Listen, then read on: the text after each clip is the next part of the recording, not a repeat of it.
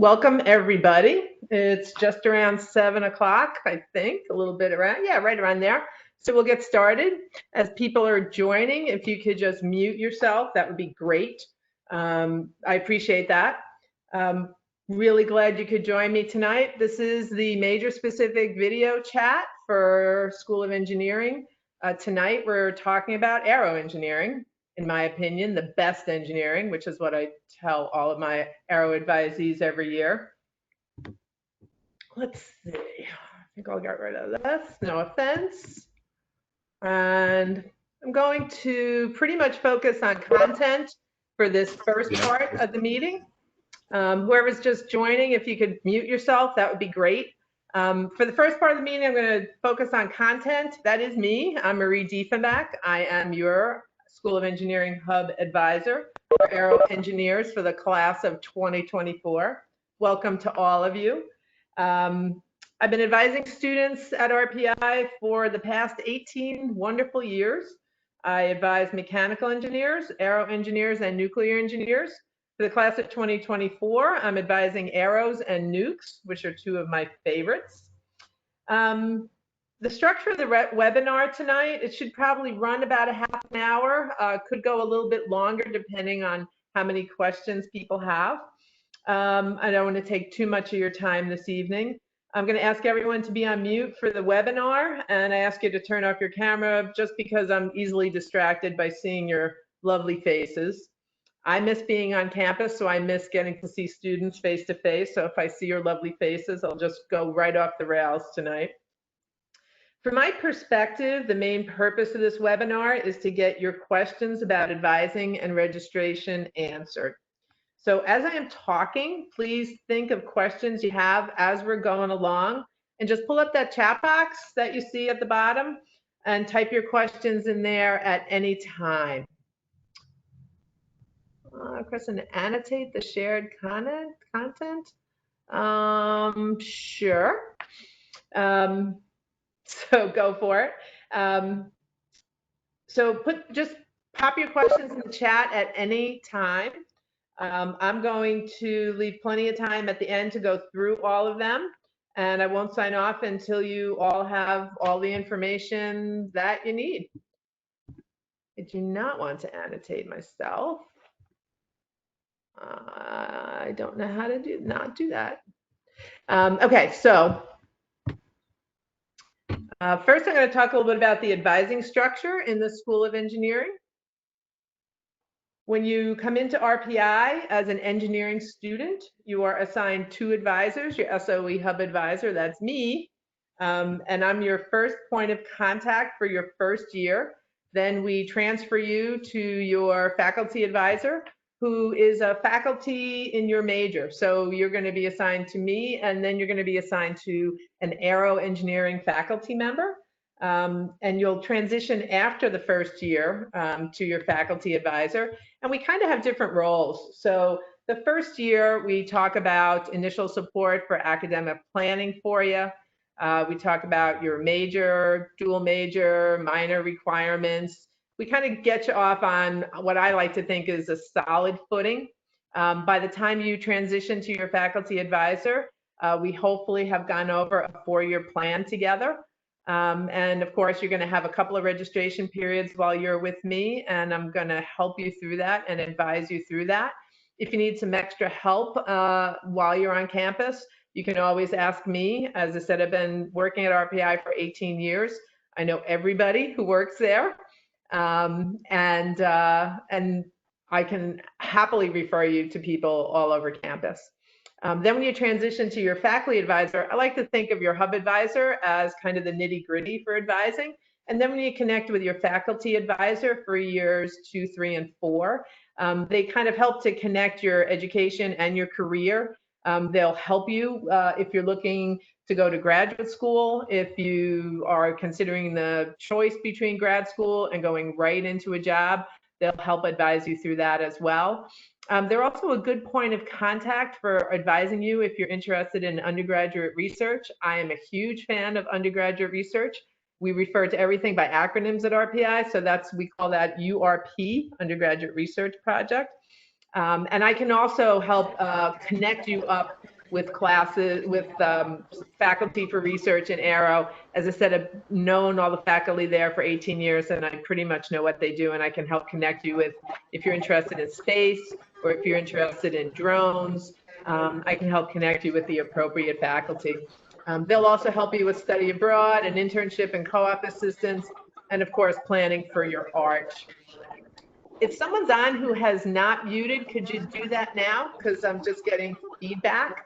That would be great. Thanks. If you could just make sure your mics are muted throughout. Thanks so much. All right, so first, now that we talked about advising, I kind of want to go through your registration guide a little bit. Let's see. We don't want that. We want that. Okay, so this is your Aero Engineering Registration Guide. And I'm going to just whip through it briefly and point out some highlights on here. On June 17th, just about, wow, 2 weeks ago now, I guess, I emailed you the link to your Aero Engineering Registration Guide, and that was sent to your new RPI email address. If any of you have not received that, just shoot me an email or just put your email in the chat, and I'll make sure as soon as this is over to send you that. Again, if you have not seen it yet, just look in your RPI email for my email address, and it would have come in on June 17th. Just about all the information we're going to go over tonight is contained in this guide. It's really a wealth of information, and I would encourage you to consult it throughout your first year. And let's see. I just want to highlight some things that are of particular interest, I think. Let's see. So there's me, yikes. There's some general information about curriculum planning, but and here's your Aero template. What I wanted to bring your attention to first, this section on your schedule for fall 2020.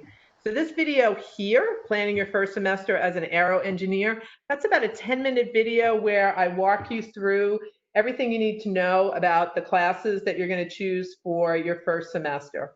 Then right underneath this section, let's see, is information about AP, IB, and other transfer credits, which are super important to many of you. I'm seeing some questions come up in the chat, and we'll definitely cover the AP in depth. And I know students have questions about whether you will register without having your AP scores, and we'll talk about that for sure. And then underneath there, there's some charts that explain how the AP credits are transferred into your schedule. And again, more information about college transfer credits. Underneath here is information about your Haas requirements. Haas are humanities, arts, and social science requirements. It's super important to go through this information in the guide and the video, because 2 years ago, they completely changed the Haas requirements. And so if you know a person at RPI who's a junior or senior and you are asking them about the Haas requirements, their requirements were completely different. If you ask them, they are not going to know what you're talking about, because you have these nifty pathways now. So you're going to want to go through that. And if after you look at that video, if you have questions, there's actually a button here that'll link you to the Haas department is having specific webinars over the next few weeks in relation to the Haas pathways and how they work. If you have any questions, you can pop into one of their webinars. They've got some great staff over there, and they're happy to go through that with you. Next section is how to register for classes, probably the most important thing right now. It's going to walk you through SIS, the Student Information System, where you sign on and you're going to actually physically register for classes through SIS, how to find your registration time ticket, which is when you're allowed to start registering for classes. And trust me, you want to start registering as soon as you can after that time ticket opens up. And then this is a really key video, how to make a mock schedule in Yaks. My colleague, Cara Leith, in my office created this.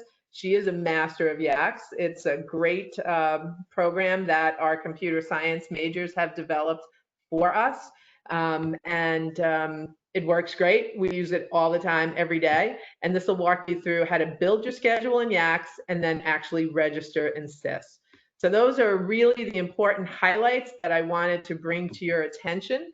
And again, those guides are super important to go through.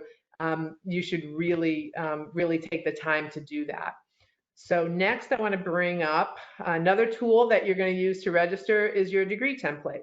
So this is your Aero template, which you saw a little while ago when we were whipping through there.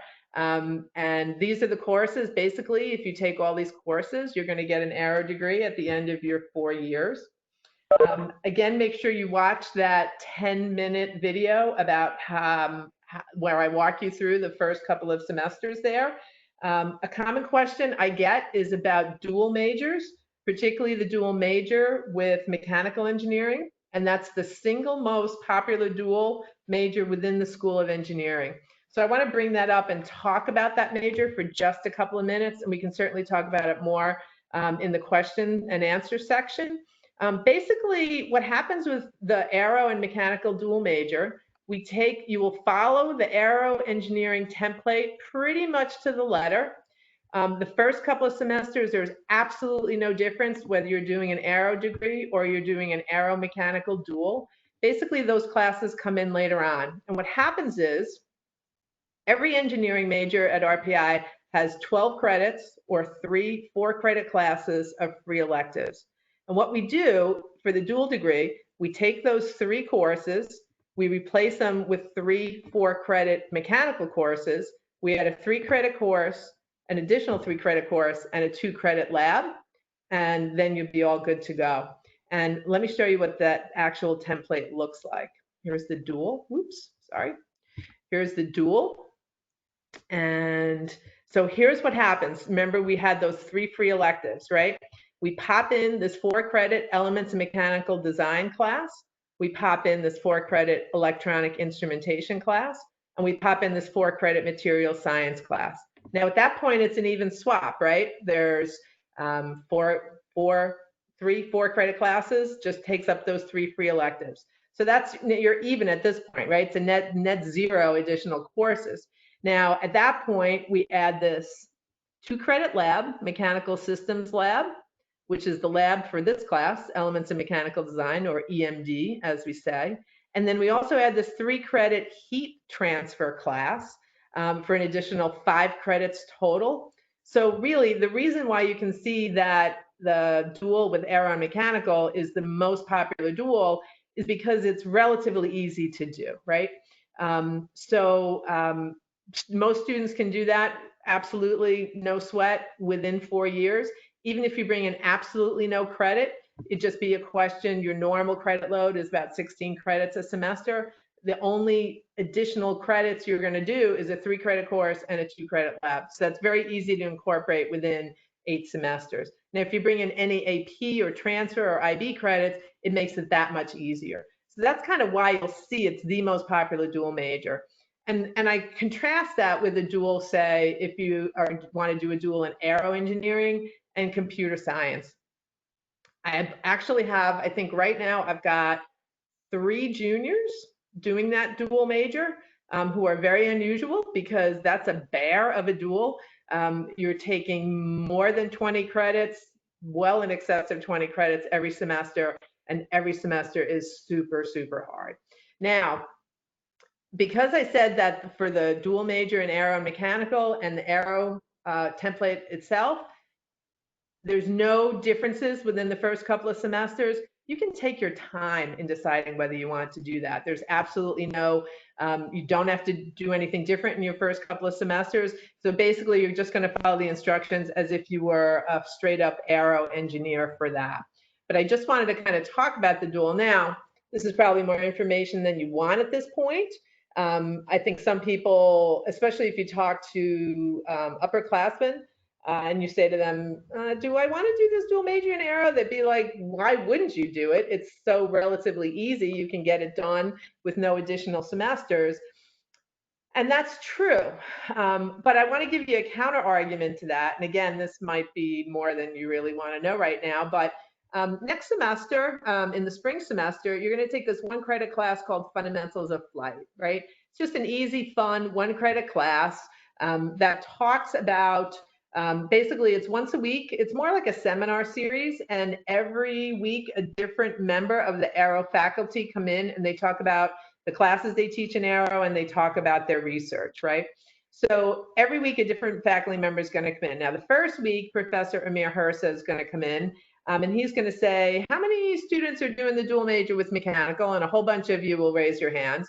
And he'll say, great, every Aero should do the dual major with mechanical. I think everybody should do it. I think that's great. So you're thinking, cool, I made the right decision.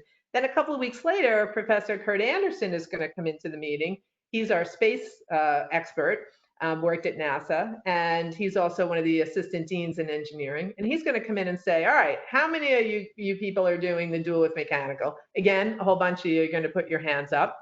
And he's going to say, I hate that dual. You shouldn't do the dual. I think it's a terrible idea. And he's very emphatic about it. And he talks kind of loud, so he can be a little bit scary when he makes that point. And what his point of view is, his feeling is, if you're a straight up Aero major, you're going to have these 3 free elective classes, right? And what he wants you to use those 3 free elective classes is to make yourself like a super Aero. He thinks you should not water down your Aero degree with a dual major in mechanical. He wants you to take these 3 free elective classes, find your passion within Aero, if it's, say, space, or if it's, say, drones.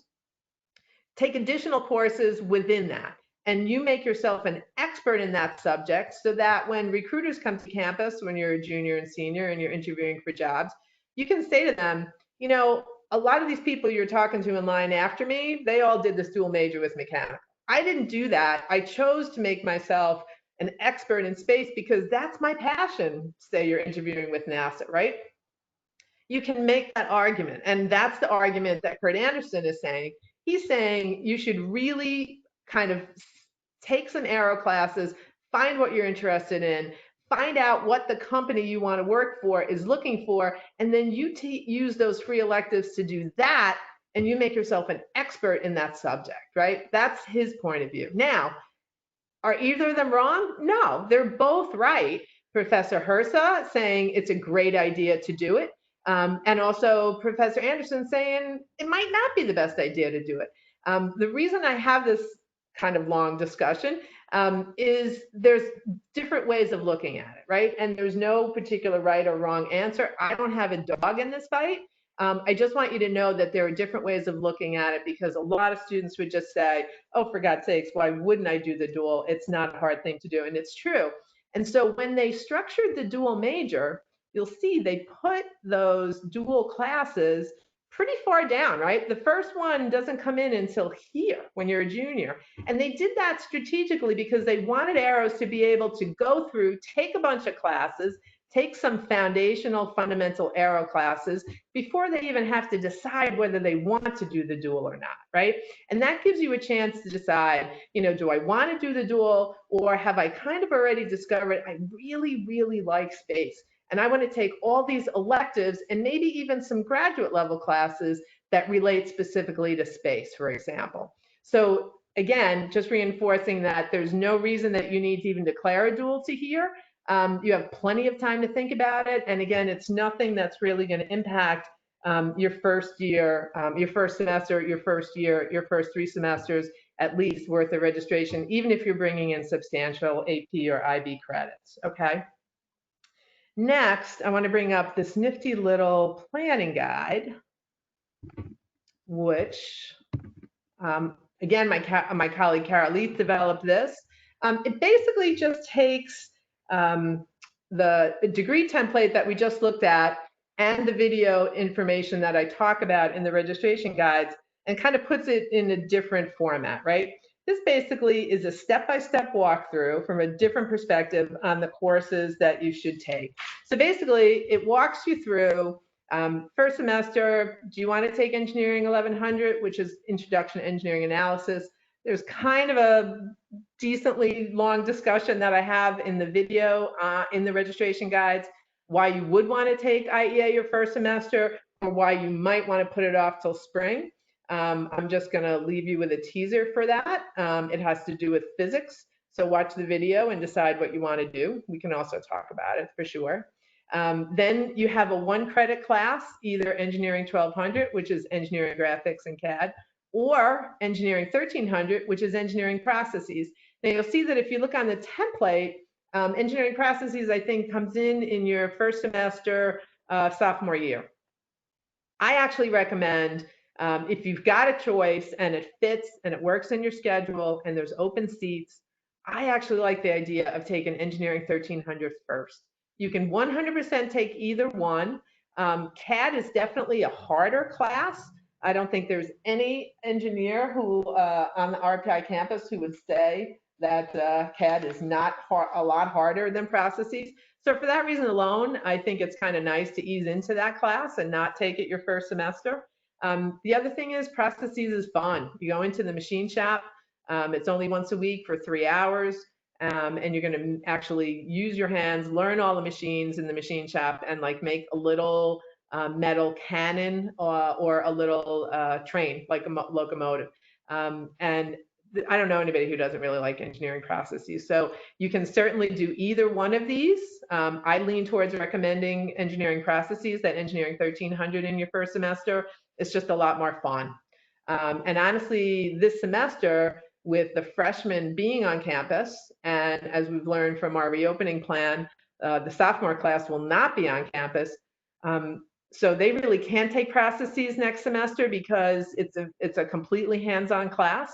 So there should be a lot of seats in that class this semester. I'm hoping that it will be easy for you guys to register for.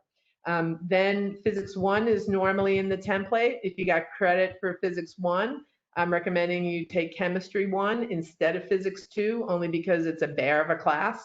And I don't think that's ideal for your first semester. Then you're going to take Math class, Calc 1, Calc 2, and then either multivariable calculus, which is Math 2010, or differential equations, Math 2400, if you have credit for both Calc 1 and Calc 2. My preference, if you've got credit for Calc 1 and Calc 2, would be actually to take differential equations first. The reason I say that is multivariable calculus is a course that you use a lot in aerodynamics, which you're not going to take till probably your arch semester. And so if you take multivariable too early, I'm afraid that you're going to forget the concepts, some of the concepts in there. And when you go into aerodynamics, it's going to be too long in the past for you to remember that. And I've actually had this conversation with one of the faculty members who teaches aerodynamics, and he is the person that said to me, please suggest to your students, if they're looking at DiffEq or multivar, to do DiffEq first and leave multivar off a little bit.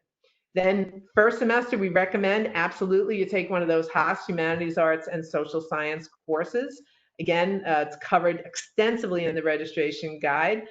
You're going to want to try, if possible, to take an IHSS prefix course. That's called the Haas Inquiry course. And again, the guide goes into extensive explanations of that. And you also have the Haas webinars as an option as well. And then if you got 16 or 17 credits at that point, you're good to go, you're done. If you have a ton of AP credit, it gives you some other options there. And if you see at the very top, it says if you have 20 credits of transfer or AP or IB coming in, reach out to me, because a lot of that's not going to apply to you, and you're going to be kind of further on in your courses. And I think we're going to want to benefit from a little individual counseling on advising coursework at that point. So then to make an actual schedule, you're going to use this tool. You're going to use the template we just talked about. You're going to use your registration guide and all the videos that are contained in there. And then you're just going to go into Yaks, make yourself a schedule. You're going to go into SIS and actually register for that schedule. And then you'll be good to go. So I want to go back. I think I want to go back to here. And then we'll talk a little bit about registration. which is coming up really soon. So again, we talked about the guides. Today we're doing the video chat. And then in August, we're going to be reaching out to you again and providing some content to help you right before the semester starts. So registration starts July 13th. So you've got time to build your schedule, watch your videos, do all of that. Check for your time ticket on SIS. That'll tell you when you're allowed to start registering. Set yourself a reminder so you don't miss it and register the moment your time ticket begins. Oops, sorry, your time ticket begins. And have a couple of plans, right? So I always say it's good to have a backup. So if for some reason you don't get into the classes that you're hoping for the first time, it'll give you plenty of options to get other classes on there. My email address is at the bottom. If you're here tonight, you've got my email address. So just reach out if you have any questions. And now I'm going to stop sharing. Oops, that's what I want to do. And let's go to the chat. Can I let people in the lobby? Admit, oops, sorry folks.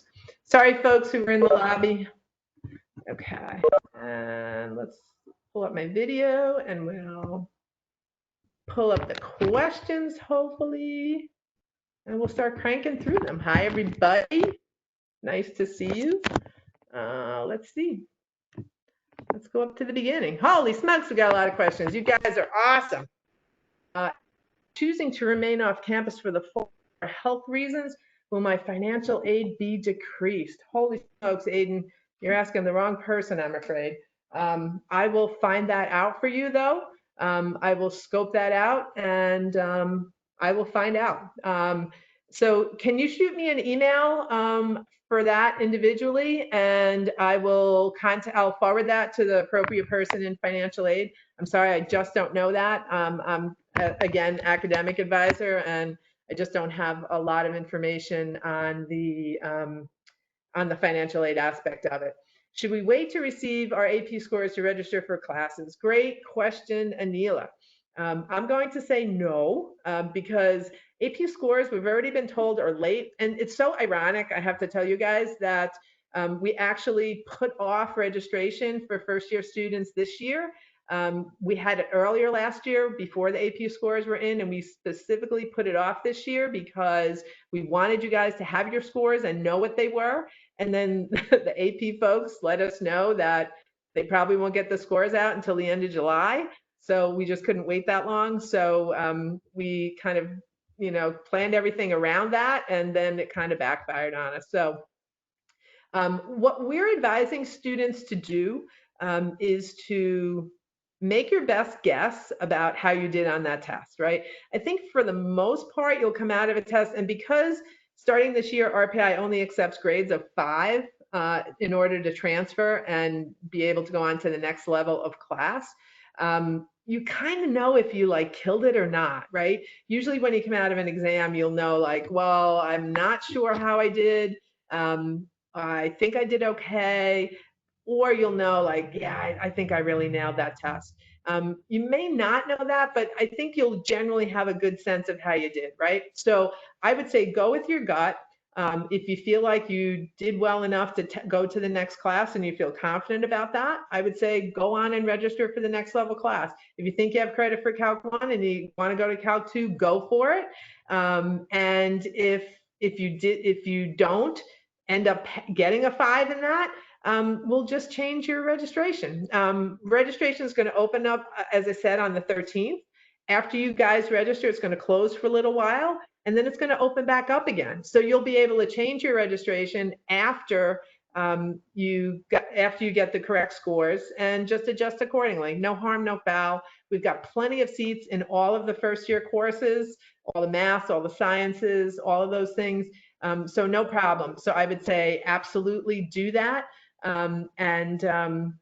Make your best guess and register accordingly, and just know that if you have to change that later on, it's absolutely no problem. Okay.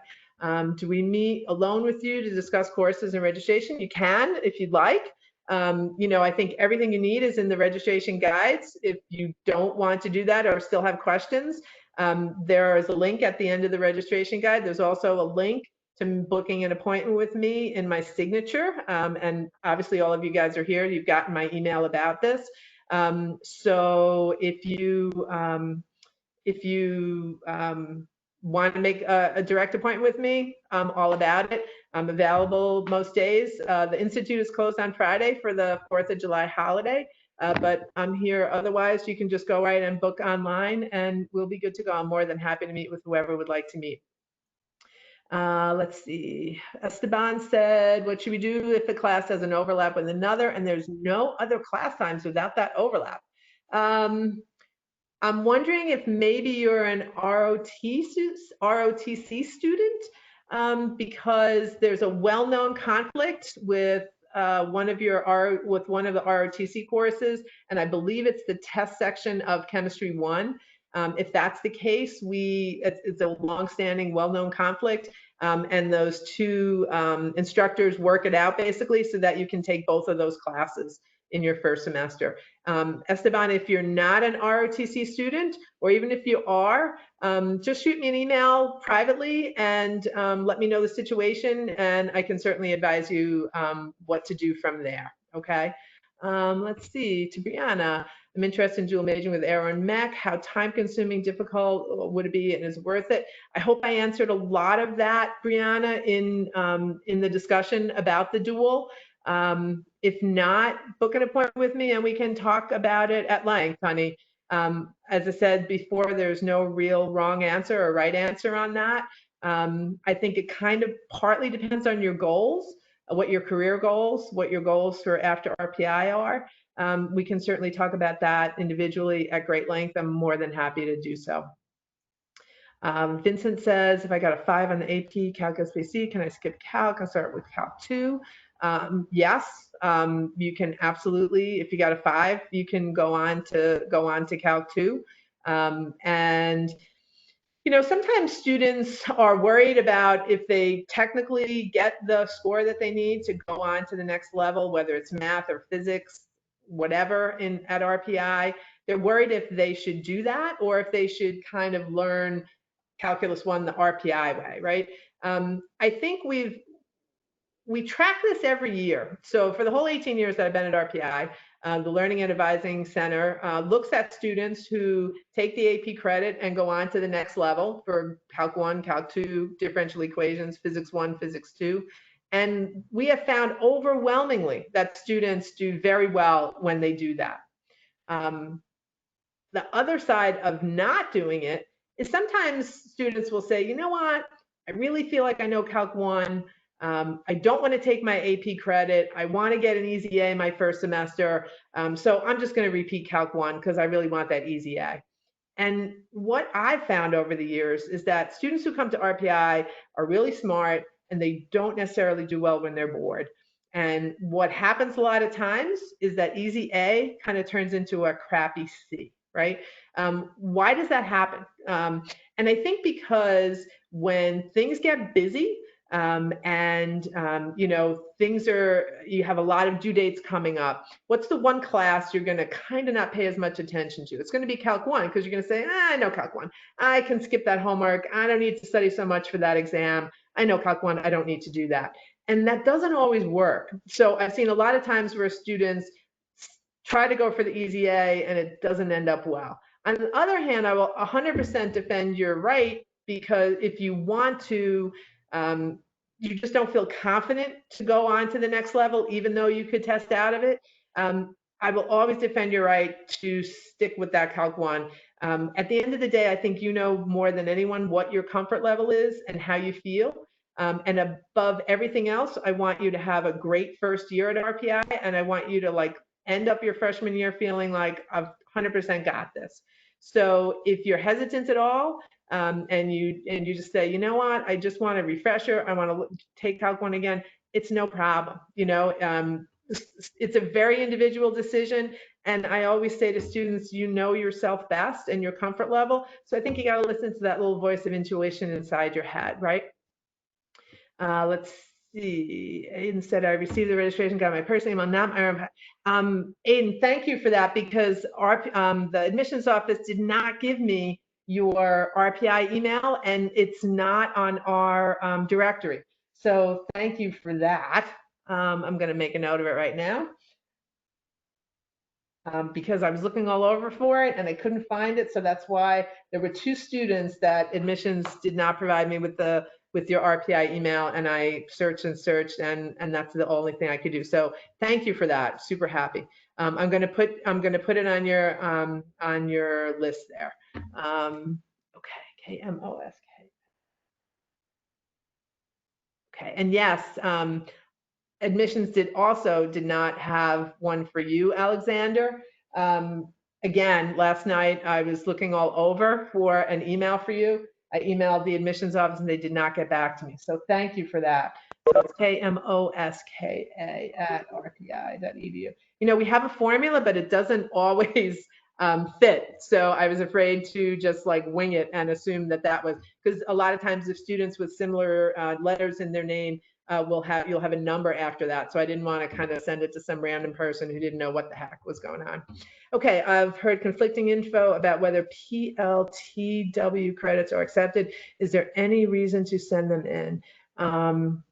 Valerie, could you just write later in the chat what PLTW means? If you could type that in, that would be great, because I'm just blanking out on what that is. I probably know it, but I don't recognize PLT. Project Lead the Way. Project Lead the Way. Got you. Sorry. Takes me a minute. I was on vacation last week and my brain is still like coming back. So Project Lead the Way credits, we do take some of those. Usually they come in like typically students take classes that come in as like engineering electives and things, but those can absolutely be used towards your free electives. So I would say, yes, send them in.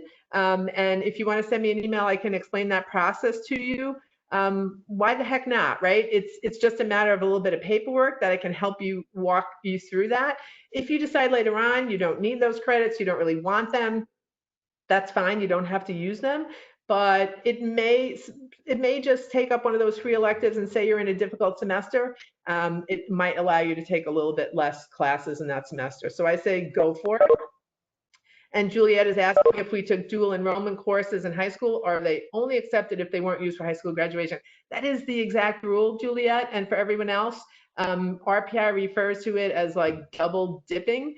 You cannot use, if it's used for your high school diploma, they will not also give you transfer credit at RPI for it. So that's my understanding. What happens if you want to bring credit in for dual enrollment course? They actually will have your high school guidance counselor sign a form that certifies whether it was or not, whether it was used for high school or not, and that's how they determine it. So whether it was or wasn't, if your high school counselor signs that form, don't ask, don't tell, in my opinion. But that is the rule. Do we know if Yaks is down? It won't load. I was on Yaks, I want to say, Dalton, yesterday, maybe. Because it's a program that's maintained by the comp sci department, and actually it's really comp sci students, they do some maintenance over the summer. If it's not working for you now, try again in a couple of hours. If it's not working by tomorrow, shoot me an email and I'll contact comp sci and see if there's an ongoing issue. This is not the time where we want Yaks to be down. If it is down, we want it to be up now. So I'd say give it a couple of hours, and if it's not working by in the morning, shoot me an email and I'll scope out that issue for you, okay? Are the time tickets supposed to be out right now? Mine says no registration time ticket, contact registrar's office. They were initially supposed to be out by now. I have heard that there is a delay in them and they are not currently there. So I believe they're supposed to come out next week, Monday after the holiday. So try again then, and if not, contact the registrar's office. And don't use registrar@rpi.edu, which is the normal email. They have a special email just for you guys, the incoming students, that they go to first. And that's new student reg at rpi.edu. That specific email is also in the registration guide. So you'll scroll around and you'll see that. But if by early next week you don't have a time ticket, email new student reg at rpi.edu and they'll get that for you. Okay. So yeah, it looks like, yeah, you've all discovered the same thing.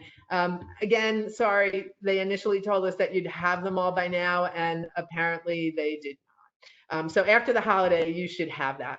And when do you have to decide? Certainly don't have to decide anytime soon, Arzu, on the dual with aero and mechanical. Absolutely no reason to do that before you get on campus, and we can have more extensive discussions about it. And would you be able to do a minor on top of the Aero Mech dual? Sure. Everything is possible. So a minor is generally, Dana, 4 courses.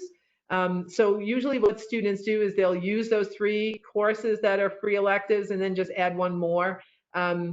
If you're coming in with AP credits or you want to take some courses over the summer, say after your freshman year, I'd say absolutely possible. The only minor that's not 4 courses is Comp Sci, and theirs ends up being like 7. It's really miserable. So it's really much harder to add a Comp Sci minor, but all the other minors are really 4 courses. And I think, you know, even if you don't bring in AP or transfer credits, I think it's definitely doable. We would just add 1 extra course into a couple of different semesters and maybe throw in a summer class, maybe something we could take online between freshman and sophomore year. I think we could still do that as well. Can you do a dual major or minor in astronomy? Cool. I actually have one of my rising juniors is doing a dual in astronomy and aero. It has not been easy. There's a lot of hard physics kind of and astrophysics classes. I think it's been a little bit of a rough road for her, harder than she thought initially. The minor, way easier than doing the dual major, because what happens is astronomy is in the School of Science. And engineering is in the School of Engineering. And it's a lot easier to do a dual within a school. Once you go out of the school, then you have to satisfy all the requirements of that school. And just to give you an example with astronomy or Comp Sci, those are all in the School of Science. For one thing, they make all their majors take biology, intro to biology. So that's an additional class that has nothing to do really with either astronomy or aero engineering. It's just something, a requirement they make you take. And not a very fun class, I would argue. So it's a little bit more complicated to do the dual between an engineering and a School of Science. It's doable. It's just, it potentially could take you more than 8 semesters. And at that point, if it's going to take you more than 8 semesters, a lot of times we will talk about instead doing an undergrad in one and a co-terminal 1-year master's in another. And that's another option we can talk about as well. So yeah, we could talk about that for sure. And I could actually put you in touch with the student who's been doing that, and she can talk about her experience with you if you'd like. Does it matter whether you're primarily a Mecca or Aero major you're doing? That is a great question, Brianna. The weird thing about the dual Aero Mech is you follow a very particular template, which is primarily Aero, right? You saw that when I brought up that template, the Aero template, and the dual, you're basically an aero major with a little bit of mechanical thrown in, really not very much. And you get to actually say, if you pursue that major, you get to say whether the aero goes first or the mechanical goes first on your degree. Now, there are some students who will say to me, and this is kind of an existential question in a way, they'll say to me, my heart, I feel like I'm a Mecca. I'm not really an aero student. I would prefer to take more Mecca classes and just a little bit of aero thrown in rather than the reverse. That's not a dual major in aero and mechanical or mechanical and aero. What I showed you tonight with just that little bit of mechanical thrown in, that's the dual. If you feel existentially you're a mechanical and you want to do a little bit of aero, then you could change your major to mechanical. And then within the mechanical major, they have these things called technical electives, and you have 2 of those. And then in addition to that, you have those 3 free electives that all engineering majors have. So what some Mechis have done is they fill up those 5 courses with aero courses, and then they really existentially and primarily a Mecca with just a little bit of aero thrown in. So if you decide at some point along the line that you really feel like you're more a mech, we can talk about that option, and it's easy to do that and to put off making that decision for a couple of semesters because everyone takes the same darn classes for the first several semesters. Okay, so that's a possibility. If you want to talk about that later, we can totally do that. Can you talk about engineering for a better world? I believe it's called. Absolutely. That's a 1 credit class. It's called like Introduction to Engineering for a Better World. Super lame title. I believe it's ENGR 1700. It's only offered in the fall. It's specifically designed for students who are not 100% firm on what major they want to be within engineering. And it's designed to give students an overview of every different engineering major. So remember when I talked about that 1 credit class, Fundamentals of Flight, being a seminar class, where every week a different member of the Aero faculty come in and they talk about their area of expertise within Aero, and they talk about their research. That's pretty much what Intro to Better World Engineering is, but every week a different engineering discipline is represented by a different faculty member.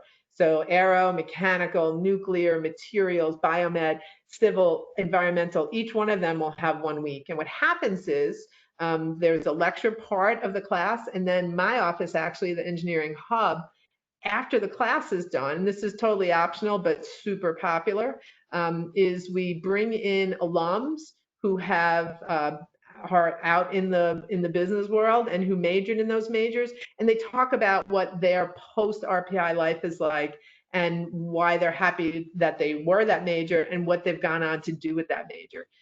So it's very helpful if you're not 100% sure about your major, and sometimes even if you are. And actually for that class, if you're not registered for the course and you don't attend the lectures, we still invite you to all the different alumni talks afterwards. So as an Aero, when that week comes up, I'm going to send an email out to all of you guys and invite you to just come and meet with the alums. It's a great networking opportunity. It gives you a chance to see what Aeros are doing after they leave RPI. So you'll be invited to that anyway. If you don't want to take the class and just want to come to those, you're more than welcome to. And as I said, you'll be getting an invitation from me when the Aero one rolls around. Can I go into more depth of how signing up for a class is going to work?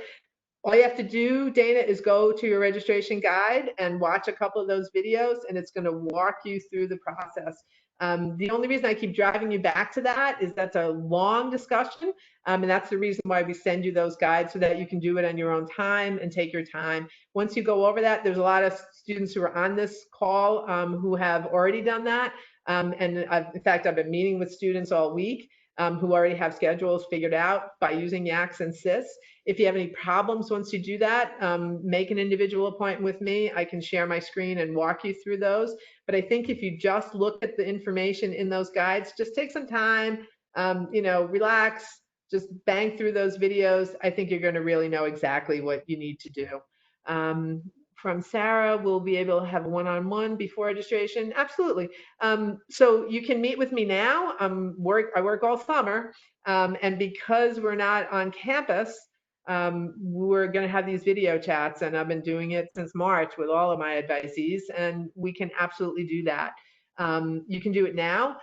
We also will probably have another meeting at some point during the fall, and we'll be talking about registering for spring, believe it or not, because right around October, November timeframe, we're going to start talking about spring and about your 4-year plan. And we can meet now, we can meet then, we can meet now and then. I'll meet with you as many times as you want. I have students who meet with me all the time, and I enjoy that, and I'm happy to have that happen.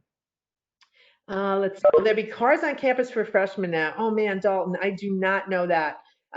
If you want to shoot me an email, I think there's a lot of details that are getting hammered out even as we speak. In fact, today we had a town hall with Dr. Jackson, and they have an absolute plan in place, but some of those little details like cars may or may not be figured out. For myself, I'm thinking there's going to be a lot more parking available, so I would hope that they would let you have cars. But if you want to shoot me that by email, and I'll be happy to find out that for you. Will these slides be available offline? The whole thing is going to be recorded, and we're going to stick it on our YouTube channel for the School of Engineering Advising Hub. Everything we do, we try and record and slap up there in case people are unable to attend. So I'm more than happy to, I'm going to probably take a day or so to upload that, and then you'll be able to see it. If there's anything specific you want me to send you, just shoot me an email and I can do that. You should definitely, Claire, get your time ticket well before the 13th. If you don't have it, then you're going to want to email the registrar early next week. Okay, honey.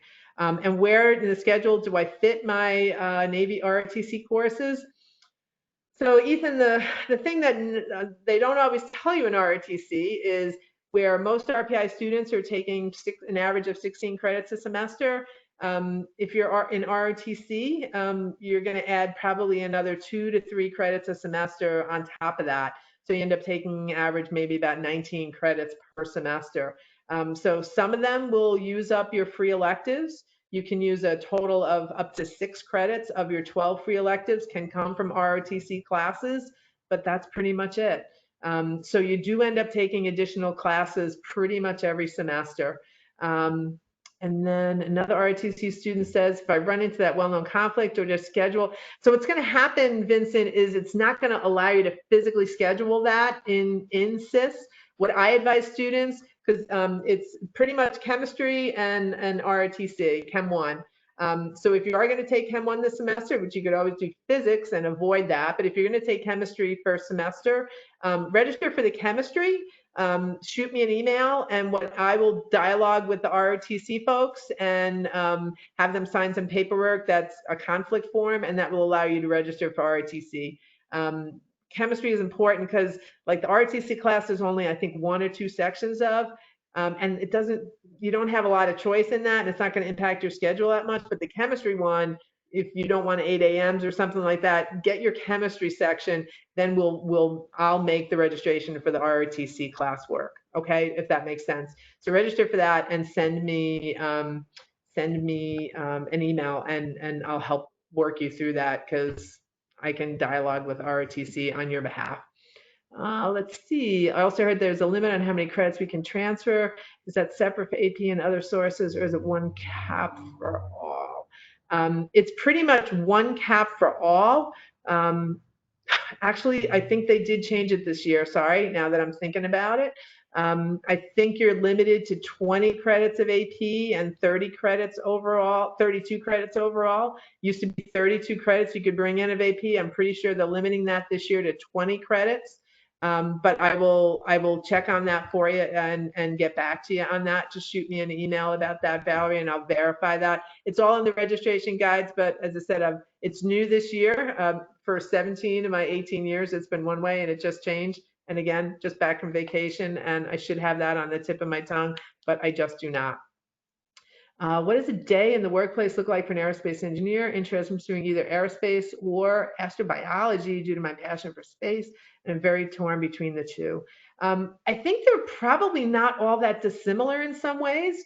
I'm thinking back to when we had our industry hour part of that Better World engineering class, and we had our Aero alums come in, and we had a bunch of different Aero alums, and we had someone who came in who worked at NASA for years.